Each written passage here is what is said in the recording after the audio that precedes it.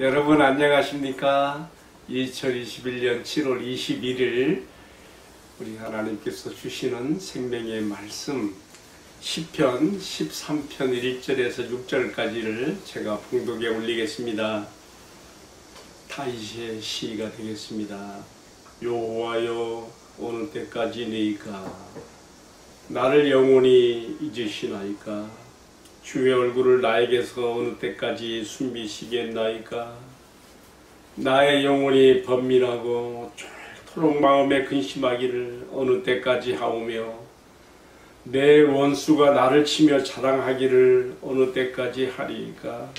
여호와 내 하나님이여 나를 생각하사 응답하시고 나의 눈을 밝히소서. 두렵건대 내가 사망의 잠을 잘까 하오며 두렵건대 나의 원수가 이르기를 내가 그를 이겼다 할까 하오며 내가 흔들릴 때에 나의 대적들이 기뻐할까 하나이다.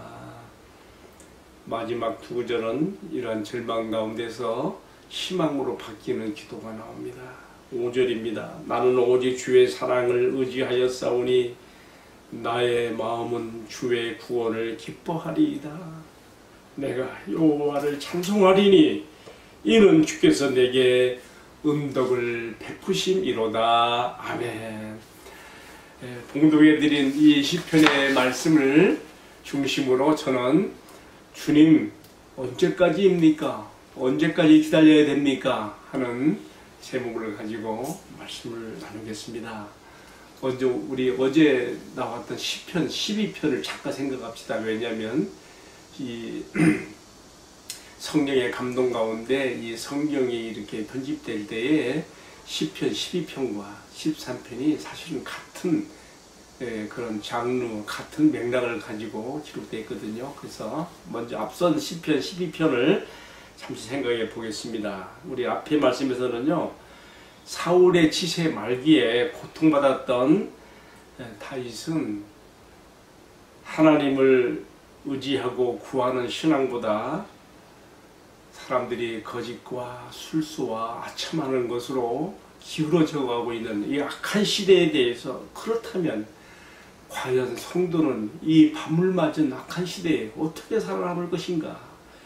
이러한 고민을 가지고 기도하는 가운데 하나님께서 그의 마음에 주시는 응답을 받습니다. 그것은 무엇입니까? 내가 고통 가운데 기도하며 탄원하며 구하는 성도들의 기도를 듣고 그들을 안전지대에 옮기리라, 안전지대에 드리라. 다윗은 그 말씀을 받았어요. 그래서 너무 좋아서 여호와의 말씀은 순결하며 마치 흑도가니에 7번 단련한 은같도다 하면서 주님의 말씀을 칭송하고 찬양하는 시로서 어제 말씀이 마쳤지요. 그런데 오늘 시편 13편에 들어오면 또다시 우울 모드로 들어가요. 침울한 그런 그 가운데에 빠져서 이 기도를 드립니다. 오늘 말씀에서요, 다윗의 시편 기도 가운데 첫 1년부터 시작해서 이어지는 5연이 전부 다 하나님 앞에 왜 이러십니까? 라고 절규하는 그러한 부르짖음이 이어지고 있습니다. 여호와여 어느 때까지입니까? 여호와여 어느 때까지 나를 잊으시고 계시나이까? 어느 때까지 나에게 얼굴을 숨기시고 계시겠나이까? 어느 때까지 내가 이 근심 중에 내가 빠져 있으며 어느 때까지 내가 번민 가운데 하루 종일 지내야 됩니까? 어느 때까지입니까? 다윗의 간절한 어느 때까지입니까? 라는 절규가 5번에 걸쳐서 이어지고 있는 이 말씀을 보면서 왜 하나님께서 그를 이러한 고통 가운데 두시는 것일까? 의문을 갖지 않을 수 없습니다. 다윗이 하나님 앞에 어느 때까지입니까? 라고 그렇게 절규하며 기도했던 마지막 5번째에는 한마디가 더 이어져요. 어느 때까지 나를 이 가운데 주셔서 내 원수가 자랑하며 나를 이겼다고 말하게 하겠나이까? 왜 하나님께서는 이런 고통 가운데 다윗을 두고 있는 것일까요? 지금 다윗은 안팎으로 심각한 시달림에 빠지고 있습니다. 밖으로는 자기를 죽이려고 하는 사울이 그가 지금 어디에 있는지 그의 동선을 파악해서 보고하라고 하는 그런 파수꾼들을 세워놓고 곳곳에서 그런 정탐의 보고를 들으며 보고만 들어오면 나가서 잡아 죽이려고 하는 그러한 이야기들이 우리가 사무엘 하에서 많이 볼 수 있지 않습니까? 여러 번 그러잖아요. 다윗은 그런 고통 가운데 그런 살해 위협 가운데서 마음 조아리며 하나님께서 왜 나를 이런 고통 가운데 두시며 그렇다면 속 시원하게 그의 얼굴을 나에게 보이셔서 나를 위로하여 주시고 내가 여기 고통 가운데서도 위로를 받게 하시면 좋을 텐데 왜 하나님은 나에게 무관심하시고 나에게 방관하시며 왜 그의 얼굴을 숨기시고 침묵하시며 나를 이렇게 이 상태에 내버려 두시는가? 다윗은 절규하듯 이 기도를 드리고 있습니다.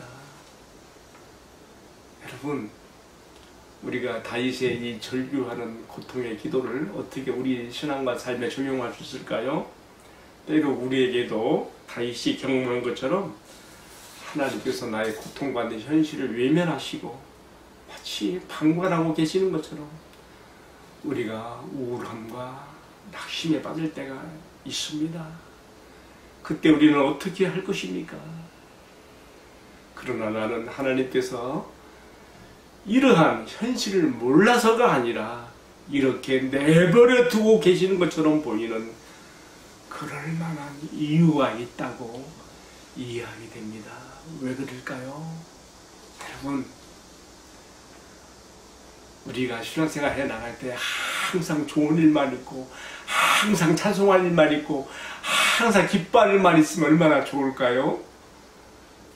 그러나 그렇지 않은 것 같습니다. 항상 햇볕만 쪼이고 비가 내리지 않으면 땅이 굳어질 수 없는 것처럼 우리의 신앙생활에서도 때로는 이런 영적 시련의 날들이 필요한 것이 아닐까요? 우리의 신앙 가운데 항상 햇빛 찬란한 날만 있으면 좋겠다고 생각할지 모르지만은 그러나 하나님께서는 아십니다. 우리에게는 비 오는 날이나 또는 우기철, 장마철 같은 그런 기간도 필요하다는 것도 아십니다. 여러분, 그렇지 않습니까? 햇빛만 내려쪼이면 가을의 열매를 거둘 수가 없습니다. 더위와 햇빛과 또 장마가 우기가 지나가는 가운데 들판에 곡식들이 알차게 연글고 가을 들판에서 풍성한 열매를 거두게 됨 같이 하나님께서 우리의 신앙과 삶 가운데서도 때로는 우리가 하나님이 계시지 않은 것처럼 우리를 방관하시는 것처럼 우리가 때로는 영적 시련과 고통 가운데 두실 때가 있습니다. 저는요, 다윗이 찬양을 잘해서 하나님께 이쁨을 받은 것보다는 그가 하나님 앞에 고통 가운데 하나님께서 그를 침묵 가운데 버려두셨던 그 시련의 날들 속에서 하나님께 부르셨던 그런 기도들이, 비탄의 시들이 더욱 그를 진주와 보배 같은 신앙으로 만들었고 하나님 앞에 이쁨을 받는 아름다운 신앙으로 그를 만들었다는 것을 생각해 보게 됩니다. 이런 이야기는 성경 속에서 얼마든지 찾아볼 수 있습니다. 때로 하나님께서 우리를 시련 가운데 내버려 두시며 그의 얼굴을 숨기시며 그래서 다윗이 고백한 것처럼 내가 종일 근심하고 내가 분민과 고통 가운데 빠지게 될 때가 얼마나 많이 있습니까? 아브라함이 그랬습니다. 86세의 나이에 하나님의 약속을 붙잡지 못하고 사라의 그 권유를 따라서 몸종 하갈을 통해 이스마엘을 낳았을 때에 그 다음에 하나님께서 그를 나타내시는 나이가 99세 때예요. 13년간 하나님께서 아브라함에게 그의 얼굴을 나타내 보이지 아니하시는, 그의 계시를 나타내지 아니하시는, 침묵하시는 13년의 침묵의 시간이 있었습니다. 어떻게 그 아브라함의 이야기뿐입니까? 요셉도 그랬습니다. 약관 17세의 나이에 그는 그의 형제들에게 애굽의 노예로 팔려가서 어떻게 되었습니까? 그는 숱한 시름과 고난 가운데 그치면서 그 마음속에 하나님께 향한 얼마나 많은 다윗과 같은 어느 때까지입니까? 라는 기도를 했을까요?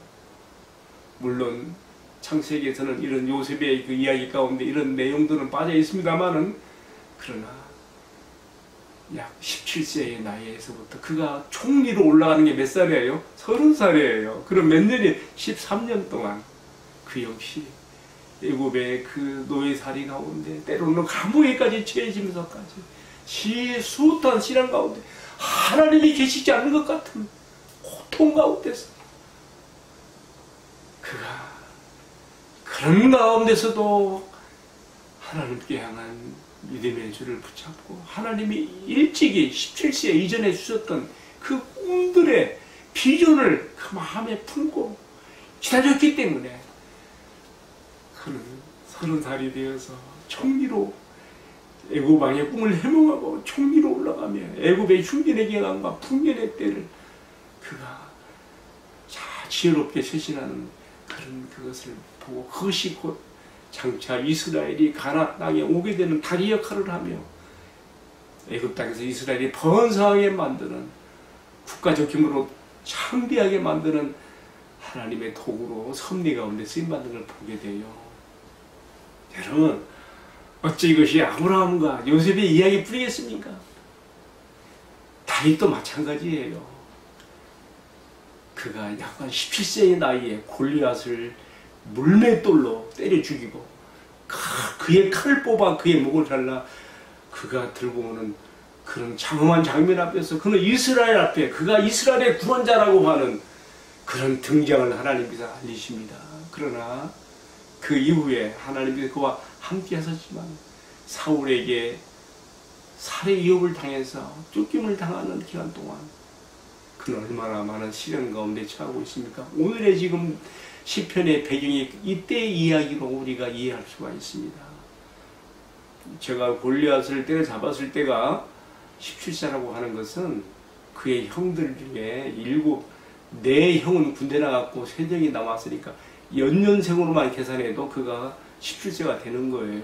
왜냐하면 20살 이상부터 군대 나가니까요. 그의 형 3명 또 있거든요. 밑에 빼면 그가 17세가 되는 거죠. 자, 어쨌든요. 하나님께서 일찍이 그를 어린 나이에 그가 이가 곧 앞으로 이스라엘의 구원자가 되리라고 하는 그러한 징표와 사인을 골리앗을 물매로 때려잡아서 이스라엘의 구원을 가져오는 사건을 통해서 보이셨어요. 그런데 하나님께서 그를 이스라엘의 왕에 세워서 이스라엘의 통치자의 구원자로 세우는 것은 그냥 된 게 아니에요. 어떻게 되었습니까? 위에서도 언급했습니다마는 사울의 끝없는 살해 음모와 살해 위협 속에서 그는 추격을 당하며 고통 가운데서 13년을 보내게 되지 않습니까? 그가 왕위에 올라간 것이 30살 때니까요. 13년. 저는요, 아브라함에게 하나님께서 얼굴을 가리셨던 침묵에서는 13년, 요셉에게 나타났던 그 13년, 또 다윗에게도 동일하게 나타났던 13년이 이 숫자가 상징하는 13년이 무엇을 의미하는 것일까 생각해 봅니다. 하나님께서 우리의 형편과 처지를 몰라서가 아니라 때로는 우리를 고통받는 가운데 그대로 두고 계시는 것 같은 그러한 날들이 하나님께서 몰라서가 아니라 보지 않아서가 아니라 하나님의 분명한 뜻과 섭리가 있기 때문에 우리를 더 아름답게 더욱 견고하게 빚으시고 하나님의 사람으로 세우시고자 하는 하나님의 뜻이 있기 때문에 그렇게 하신다는 것을 우리가 이러한 성경 속의 인물들 통해서도 얼마든지 이해할 수가 있는 것이죠. 여러분, 따라서 오늘 우리가 이 시편을 통해서 받아야 될 교훈은 무엇입니까?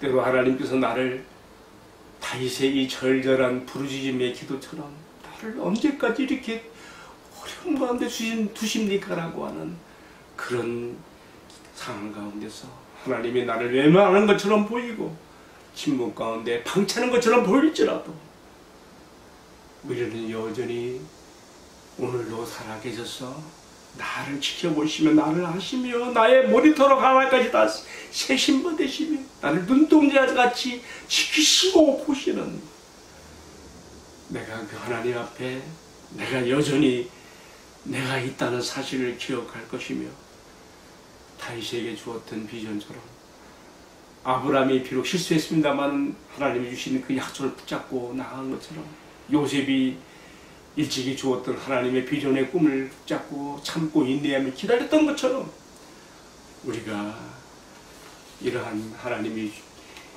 주시는 마음의 약속들을 붙잡고 말씀을 붙잡고 기다리며 기도할 것입니다.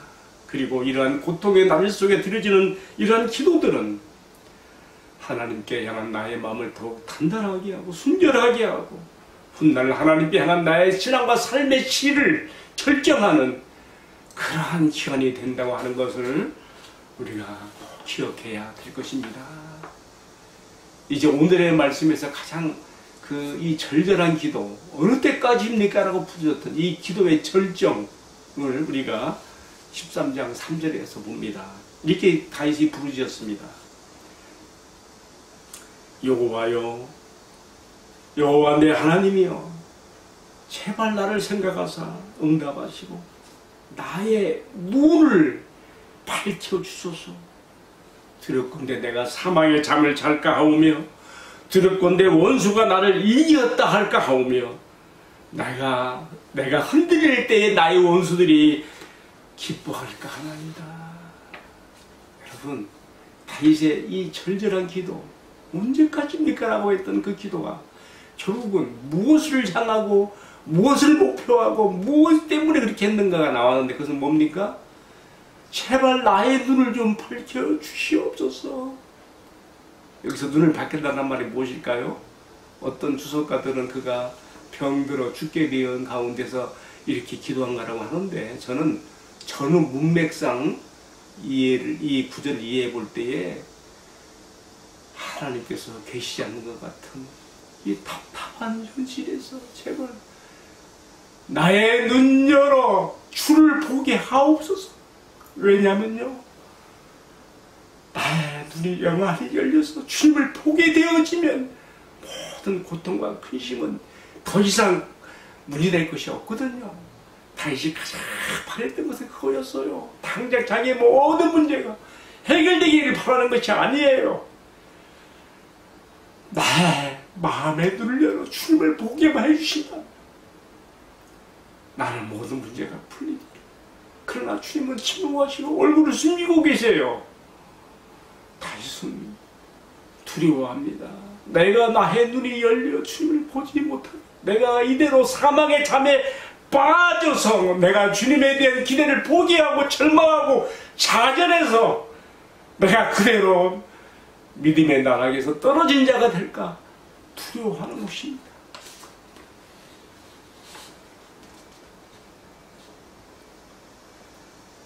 그러나 우리 하나님께서 그를 그렇게 두고만 보시지 않았습니다. 물론 하나님께서 아직 그의 얼굴을 환하게, 물론 하나님께서는 다 지금 그렇게 그에게 향하여서 비춰보고 계세요. 얼굴을 그의 얼굴빛을 비추고 계세요. 그렇지만 다윗의 영안을 열어서 하나님의 바라보게 하는 데까지는 가지 않았어요. 그렇지만 하나님께서는 기도하는 자에게 반드시 어떤 모양으로든지 그의 위기를 벗어나게 하시고 그에게 안심을 주시며 해결책을 주신다고 하는 것을 다윗의 기도 마지막 두 연에서 우리가 살펴볼 수가 있습니다. 그래서 마지막 오늘의 시편 마지막 두 구절 5절과 6절의 말씀은요 절망에서 희망으로 바뀌는 기도입니다. 마치 배고파서 울었던 아기에게 젖을 먹게 해줘서 그 아기가 평안히 잠든 그 아기의 얼굴에 있던 평화처럼 다윗의 마음속에 하나님께서 어떤 모양으로든지 그의 영으로 임하셔서 그의 우울 모드에 빠져있던 침울과 고통 가운데 빠져있던 그의 마음의 얼굴을 평에 만드시고 그에게 그가 하나님께 가졌던 기대와 소망을 버리지 않게 하시고 계속해서 하나님의 인재와 자비를 붙잡고 나가게 하는 큰 은혜를 베풀어주고 계십니다. 다윗이 이렇게 기도했습니다. 나는 오직 주의 사랑을 의지하여 싸우니. 이 마음이 어디서 왔어요? 방금 전까지도 언제까지입니까라고 절규했던 그가 나는 오직 주의 사랑을 의지하오니. 이 마음이 어디서 왔어요? 하나님께로부터 왔습니다. 나의 마음은 주의 구원을 기뻐하리로다. 낙심하고 절망했던 그에게 주님의 지금 당장 구원은 이루어지지 않았어요. 그렇지만 나는 주의 구원을 기뻐하리로다. 미래형으로 지금 말하고 있는데 이 희망이 어디서 왔어요? 내가 여호와를 찬송하니 이는 주께서 내게 은덕을 베푸심이로다. 할렐루야. 아멘. 그의 입술의 탄원과 비탄의 기도가 어떻게 찬송으로 바뀝니까? 하나님은 나에게 방관하시고 얼굴을 돌켰다고 했던 그의 마음, 하나님은 나에게 은덕을 베풀어 주시는 분이라는 그런 고백을 어떻게 하게 되십니까? 하나님께서 그의 절절한 비탄의 간구와 기도를 들으시며 그에게 그의 영으로 임하셔서 그의 영혼을 소멸시키시고 그가 걱정한 대로 사망의 잠에 빠지지 않도록 그의 영에 하나님이라는 기대를 포기하지 않도록 그를 다시 붙잡아 일으켜 주셨기 때문에 이것이 가능하게 된 것이 아니겠습니까? 이 오늘의 말씀을 마치면서 저는 기도가 정말 좋은 것이구나. 기도는 과연 낙심과 절망을 돌파하는 은혜의 수단이며 하나님의 축복인 것을 다윗의 기도에서 배우게 됩니다. 어느 때까지입니까? 라고 절규하며 비탄했던 그의 절절한 기도가 울다가 젖을 빤 아기가 포근하게 잠든 그 얼굴에 비친 평화처럼 되어지는 이러한 은혜가 어떻게 된 것입니까? 하나님께서 그의 간구함을 들으시고 걷잡을 수 없이 불안한 가운데 빠져있는 그의 마음에 임하시고 그의 마음을 안돈시키시며 그의 마음에 평안을 되찾게 하심으로 하나님께 대한 기대를 포기하지 않게 하심으로 결코 의심할 수 없는 우리 하나님의 자비, 헤세드의 사랑, 자비를 의지하게 하며 주님의 구원하실 것을 바라보고 희망 중에 기뻐하게 하며 눈물과 절규로 시작했던 그의 기도를 찬송으로 마치게 함이 아니겠습니까? 성도에게 있어서 기도는 어떤 모양으로든지 하나님의 은혜가 내게 임하게 하는 은혜의 수단이며 능력과 힘으로 작용한다는 것을 우리가 다윗의 기도에서 배웁니다. 여러분, 기도는 정말 좋은 것입니다. 그러므로 내가 기도할 수 없는 어떤 어려운 상황 가운데 있을 때도 내가 기어이 기도하기를 선택하며 기도의 자리에 나가는 것은 얼마나 복된 것이고 좋은 것인지 그동안에 우리가 경험으로도 알고 있으며 오늘 다윗의 기도를 통해 다시 한번 확인하게 되는 것 아니겠습니까? 바라기는 이 말씀을 시청한 우리 모든 성도 여러분, 지금 코로나 기간으로 대면 예배가 지금 중지되어 있고 모두가 다 신앙의 홀로서기를 해야 되는 고달픔 가운데 지금 분투하고 있는데 이럴 때일수록 더욱 기도 가운데 하나님의 은혜를 체험하는 놀라운 은혜와 축복이 있기를 간절히 기원합니다. 기도하겠습니다. 주님, 내가 기도할 수 없을 만큼 절망과 어려움에 빠져 있을 때 그때가 더욱 기도할 때인 것을 알게 하여 주옵소서. 지금 코로나 시국으로 주의 전에 나가 예배에 임하지 못하는 어려운 이 시기, 이 힘들고 곤고한 시기에는 더욱 주님께 기도로 나아가야 할 때인 것을 배우게 하옵소서. 이전에 찬양을 통하여 많은 은혜를 받았던 그 시간들이 지금은 기도를 통하여 이보다 더 큰 은혜를 받는 자리로 나가야 할 때인 것을 우리가 기억하게 하옵소서. 다윗이 어느 때까지입니까? 라고 절규했던 그 기도가 주님의 사랑을 의지하며 구원을 기대하며 찬송으로 끝나는 것처럼 우리에게도 이러한 심령의 변화와 하나님의 은혜에 대한 찬송과 감격이 터져나올 수 있도록 은총을 베풀어 주옵소서. 이 모든 말씀을 전지하신 우리 주님 예수 그리스도의 이름을 받들어 기도 올리옵나이다. 아멘. 네, 마쳤습니다. 감사합니다.